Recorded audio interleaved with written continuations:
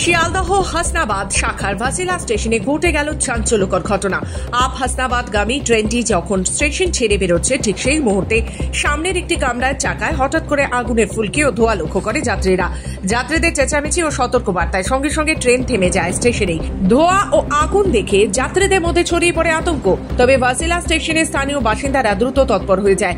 তারা নিজেরাই বালতিতে জল এনে আগুন নেভানোর কাজে ঝাঁপিয়ে পড়েন এবং আগুন নিয়ন্ত্রণে আনেন। এই ঘটনার জেরে প্রায় 1 ঘন্টা স্টেশনে দাঁড়িয়ে থাকে ট্রেনটি। রেল দপ্তর সূত্রে জানা গেছে ঠিক কিভাবে এই আগুন লাগার ঘটনা ঘটল তা খতিয়ে দেখা হচ্ছে। নিরাপত্তার স্বার্থে তদন্ত শুরু হয়েছে। এমন ঘটনার পুনরাবৃত্তি রুখতে রেল কতটা সতর্ক হবে এখন সেটাই দেখার। উঠে দেখলাম ওইখানে আগুন জ্বলছিল। কোন জায়গায় আগুন জ্বলছিল?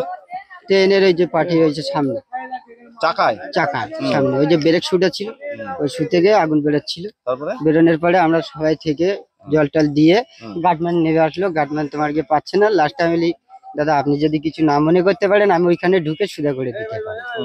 তারপরে লাস্টে ওইখানে ঢুকে আস্তে আস্তে ছাপল দিয়ে এটা সেটা দিয়ে মেরে গাড়িটা আমি সুদা করলাম। দাদাকে বললাম গাড়িটা টেনে দেখো, যদি নিয়ে যেতে পারো ভালো, আর যদি না নিয়ে যেতে পারলে তো আমি আবার ঢুকে আবার একটু চেষ্টা করবো। যখন আগুন ধরে গেছিল এখানে বাড়ির লোক ওদের দোকান আছে, একটা ছোট ঘন্টি দোকান। সেই দোকান থেকে ওরা সবাই দেখতে পায় যে গাড়ি থেকে আগুন জ্বলছে করে। কোন জায়গায় জ্বলছিল আগুন? একদম ইঞ্জিনের কাছে, চাকার ওখানে। হ্যাঁ চাকার ওখানে। তারপরে চাকার ওখানে তখন এরা যে করছে গাড়ি থামাক, গাড়ির ড্রাইভার গাড়ি থামালো, এরা সবাই জল দিয়ে লিবইলো। তারপর এখানে একটা ছেলে এসে সে হাতুড়ি মেশিন টেশিন সবকিছু করে তারপর গাড়িটা ঠিক করে দিয়ে তারপর গাড়িটা চলে। সুদীপ দেবের রিপোর্ট, খবর বাংলা।